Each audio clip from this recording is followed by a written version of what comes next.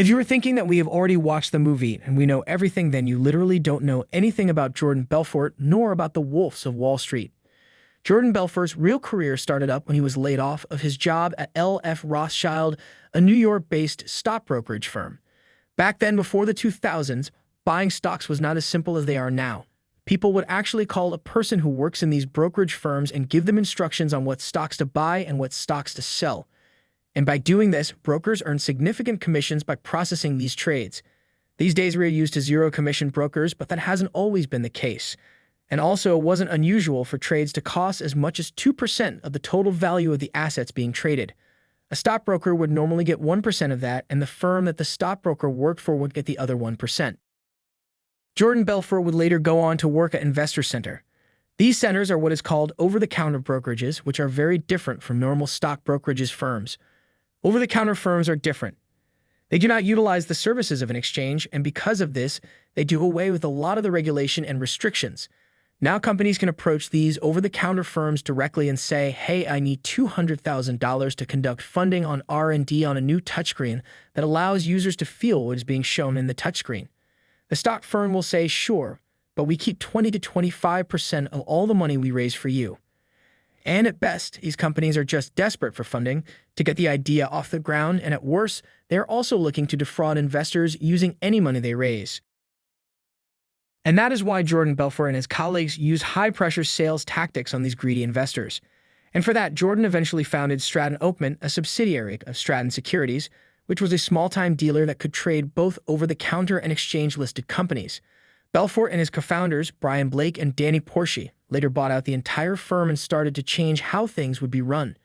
Belfort went on to hire a team of stockbrokers who would all aggressively pitch investors about whatever stock Belfort told them to. And right before pitching those small investors, he would call up unaffiliated but trustworthy connections who would buy up a large amount of portion in a small value company, preferably one with less than a $100 million market cap. Once his connections affectionately buys a big enough portion of the company, he would instruct all of the brokers on the sales floor to go out and sell the stock to whoever would buy it. This aggressive buying would skyrocket the price of the stock, and once the price of the stock had reached a certain level, Jordan would instruct his team to sell all stocks. While this was happening, Jordan's company would make it incredibly difficult for their regular clients to sell off the stock. Brokers would be instructed to not answer phone calls from investors looking to sell or just to intentionally lose trade orders. This gave them the time to exit their positions, and as soon as regular investors could start selling their own stock, the stock would have already been crashed. The team would then give money they made to Belfort while keeping a small cut for themselves. This game was taken to new heights when Belfort started taking companies public. An initial public offering is when a company is first listed on a public exchange. There are lots of rules and regulations involved in this process, but the advantage to the business at the end of the day is that it becomes much easier to raise capital from public markets. Now, businesses hires an underwriting firm to guide them through the process and assume some sort of risk of the whole operation. The underwriting firm will then be responsible for making sure the IPO is successful. A successful IPO really just means that all of the shares that the company wants to sell get sold at or above the agreed-upon price. Normally, companies will go to the investment banks to do their underwriting, but in its prime, Belfort convinced a few companies to use their services instead. Now there was a reason of why Belfort traded over-the-counter stocks in the first place, and that was to avoid the rules and regulations that comes with these public markets. But Jordan didn't let that stand in his way. In fact, he developed a system to get the best out of both of these systems. Jordan would instruct his team to buy the stocks in a company that he was about to take public.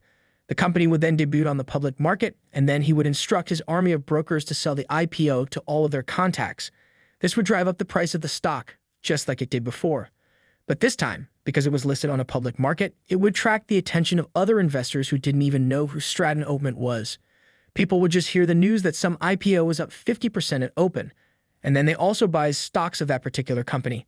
Belfort's team could then silently sell their stocks, getting them a very healthy profit. Now it's up to you what you will call this, but for now, that's all for my side, guys. If you learned something valuable, then please don't forget to hit the subscribe button.